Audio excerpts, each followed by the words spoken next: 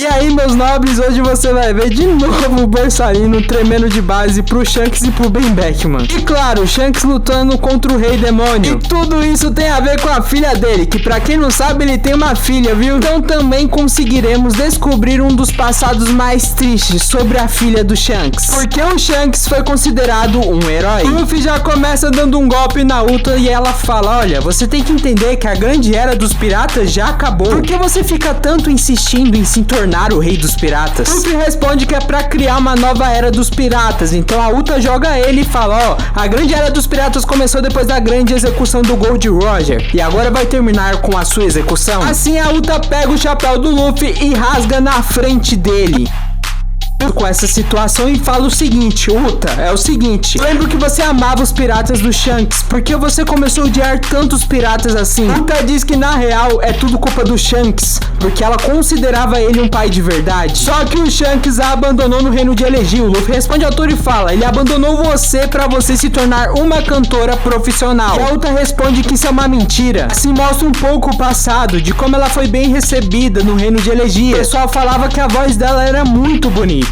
E depois disso o Shanks falou para a Uta o seguinte, está se divertindo muito, isso é muito legal, mas paz e igualdade não existe nesse mundo, a não ser que sua voz transmita isso para as pessoas, Uta. A Uta fala, como assim? Não tô entendendo. Shanks então responde e fala o seguinte, quando ela se tornar uma cantora profissional, ele vai vir aqui buscar ela de volta. Só que é o seguinte, a Uta começa a chorar e fala, não, eu sou do Piratas do Ruivo, eu sou a cantora de lá, eu não posso sair daí. Sim, o Shanks dá um abraço na Uta e fala, tá bom, já entendi, amanhã de manhã a gente vai zarpar daqui. Só que naquela madrugada tudo tava destruído. Só que o carinha que começou a cuidar da Uta fala que aqui tudo foi roubado e tudo foi um plano do Shanks para roubar os tesouros de Elegia. Usaram a voz da Uta para entrar no reino. O carinha deformado simplesmente fala que a menina foi enganada esse tempo todo pelo Shanks. Ela começa a perguntar de longe, Shanks, por que você fez isso comigo, cara? Já no outro dia sai nos jornais que o reino de Elegia foi destruída pelo pirata Shanks, o Ruivo, e só sobrou 2 sobreviventes. Nesse momento o Luffy pira e fala que o Shanks nunca faria uma coisa dessas.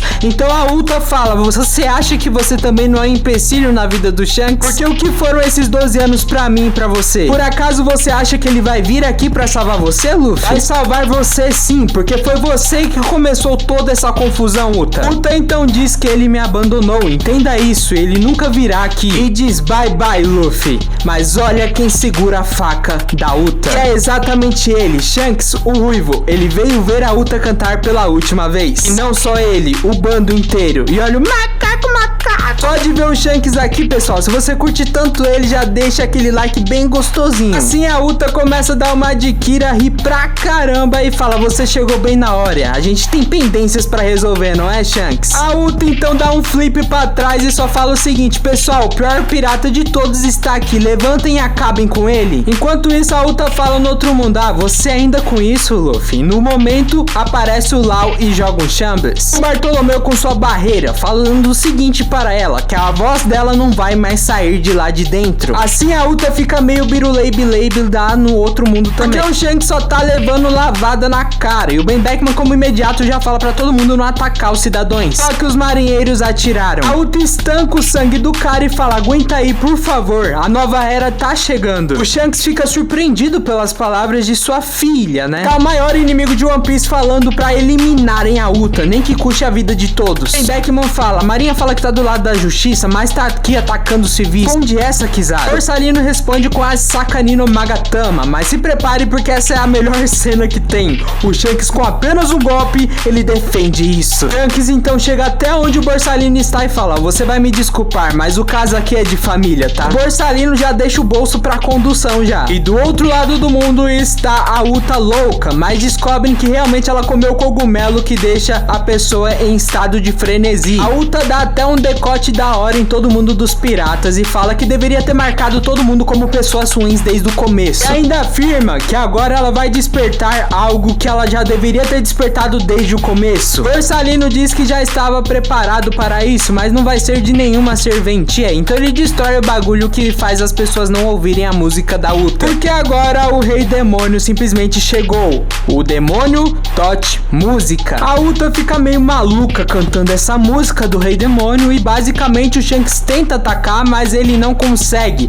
e volta para trás, apenas analisando que a Uta está em um estado muito louco mesmo, cara. Enquanto todo mundo está em estado de lutar contra a Uta, o Luffy só tá observando quanto todo mundo está passando. Mas na realidade a gente conhece a cara do Luffy, né? Luffy ativa sua terceira marcha, sai correndo gritando o nome da Uta, mas a Uta não para de cantar e ele tenta até usar um gatolingo com a sua terceira marcha. O Sandy pulando no puro estilo e o Sandy só solando mesmo. Mas o bicho é lindo, né, mano? E olha que eu sou homem, viu? Uau, que merda, a gente tem que atacar todo mundo ao mesmo tempo, senão não vai adiantar. O Usopp diz pro Luffy ir lá e o Sandy fala que agora ela tá parada pra ele ir lá também e o Zoro fala pra ele dar uma bica nela. O Luffy sai correndo então e ele fala: agora você tá me ouvindo, Uta? Você nunca mais. Só que infelizmente essa fala é cortada porque a Uta só dá um tapão nele no meio do ar. E o pessoal lá de baixo fala: meu parceiro, revida logo, cara, para de enrolar. O Luffy diz: Uta, para com isso, ouça eu. E ela fala: eu não vou ouvir nada de um pirata. Nesse exato momento ela tá com uma estaca,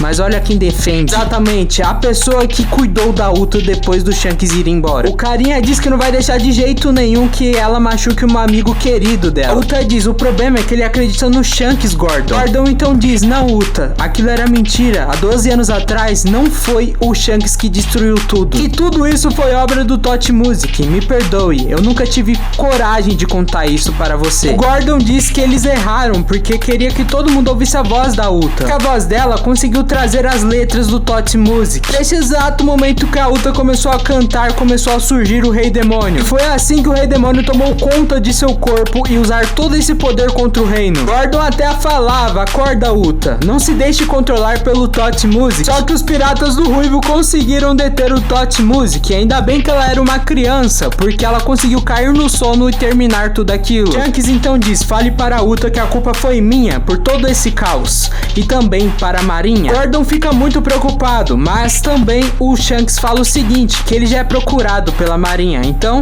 pode dizer isso pra ela e criar ela e se tornar uma cantora profissional. Então Gordon diz: pode deixar, Shanks, eu vou tornar a Uta uma cantora que faça o mundo inteiro sentir prazer e felicidade no mundo. O Shanks deixa a palavra, a gente se despede sorrindo, porque você, Uta, sempre será minha filha querida. O Luffy fica muito animado, pula na Uta e fala o seguinte: você viu, Uta? Na realidade o Shanks nunca queria o seu mal, só que como a Uta já começou tudo, ela arregaça de novo o Luffy no chão. Neste momento o Luffy se levanta e só olha para a mão da Uta e lá estava o desenho que ele fez. E mostra ele criança, terminando um desenho, falando: ó, terminei. É nada mais que o chapéu de palha do Shanks. Luffy fala: pode ficar com ele, porque essa é a nossa marca da nossa nova era. Ou seja, a Uta guardou esse desenho por 12 anos e transformou como uma marca dela. E neste exato momento ela tenta dar um soco no Luffy e o Luffy fala: deixa, Uta, isso não é liberdade, isso nem sequer é a nova era e você sabe isso mais do que ninguém. Uta então começa a refletir, mas na hora ela fica muito louca, começa a chorar e diz: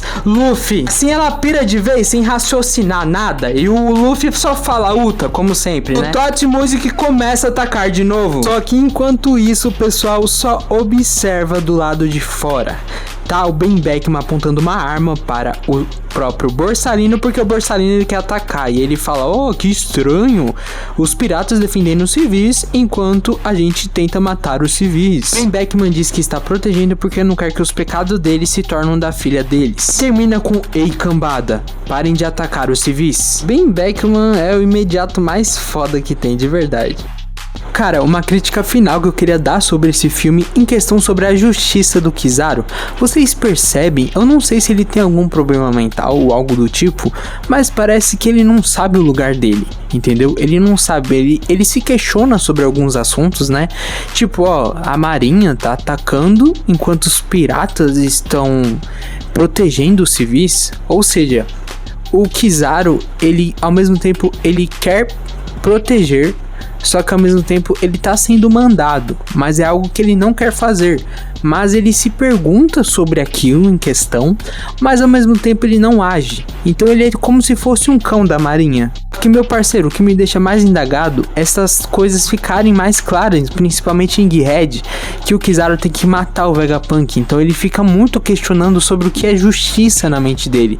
Ele não sabe discernir muito bem sobre isso, mas ele, ao mesmo tempo, ele sabe o que é e o que tem que ser feito, e o que é bom e o que não é bom também. Então o Kizaru, ele tem um senso, mas ao mesmo tempo ele é um cão da marinha. O Kizaru várias vezes ele demonstra no anime que ele tem princípios, só que ao mesmo tempo ele não mostra esses princípios diante das pessoas, como ser uma pessoa da marinha que luta contra a justiça. É um cara que tem que ser estudado pela psicologia. Mas comentem aqui o que vocês acham sobre isso.